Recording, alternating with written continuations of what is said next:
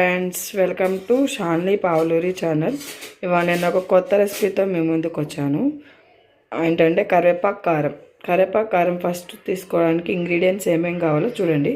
2 రోజులు కడిగి ఎండలో ఆరబెట్టిన బాగా పొడి పొడిలాడిన కరివేపాకు, మరలా 2 టీ స్పూన్ల శనగపప్పు, 2 టీ స్పూన్ల ధనియాలు, ఒక 15 రెబ్బలు ఏమో ఎల్లిపాయలు, ఒక 15 రెబ్బలు ఎండుమిరపకాయలు, ఒక 2 టేబుల్ స్పూన్ జీరా, 2 టేబుల్ స్పూన్ మినపప్పు. ఇప్పుడు తయారీ విధానం ఎలానో చూద్దాం. ఇప్పుడు పొయ్యి వెలిగించుకొని తవా పెట్టుకోవాలి. తవా మీద ఇవన్నీ గోరువెచ్చగా వేయించుకోవాలి. చూడండి మేము ఎలా వేయించుకుంటున్నాము. ఫస్ట్ ధనియాలు వేసి వేయించుకోవాలి. కొంచెం బ్రౌనిష్ కలర్లో, రెడ్ కలర్లో వస్తే సరిపోతుంది, మరి ఎక్కువ వేగనవసరం లేదు. చూడండి ఫ్రెండ్స్, పచ్చిపప్పు వేసుకోవాలి. దీనిని కూడా బ్రౌనిష్ కలర్లో వచ్చేదాకా, రెడ్ కలర్లో వచ్చేదాకా వేయించుకోవాలి.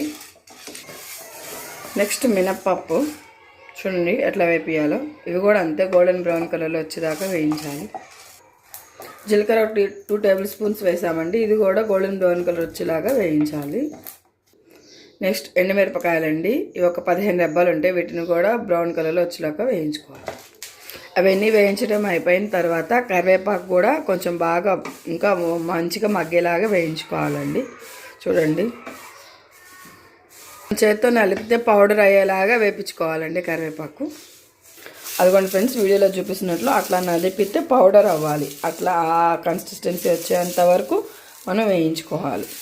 ఇవన్నీ కలిపి మిక్సీకి పడితే రెడీ అయిపోతుంది ఫ్రెండ్స్ మన కరివేపాకు కారం.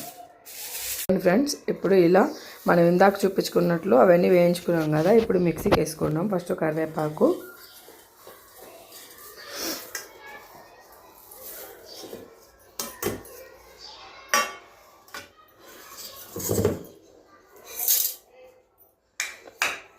అన్నీ 1 by 1 మిక్సీకి వేసుకుంటున్నాం ఫ్రెండ్స్.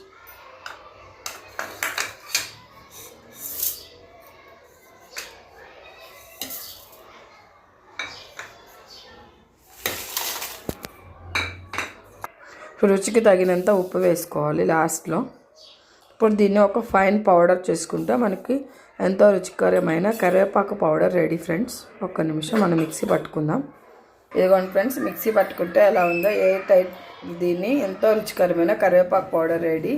దీన్ని ఒక ఎయిర్ టైట్ జార్లో పెట్టుకోవాలి, అప్పుడు స్మెల్ పోకుండా ఉంటుంది. అంతే ఫ్రెండ్స్, ఎంతో రుచికరమైన కరివేపాకు powder ready. Please subscribe my channel friends.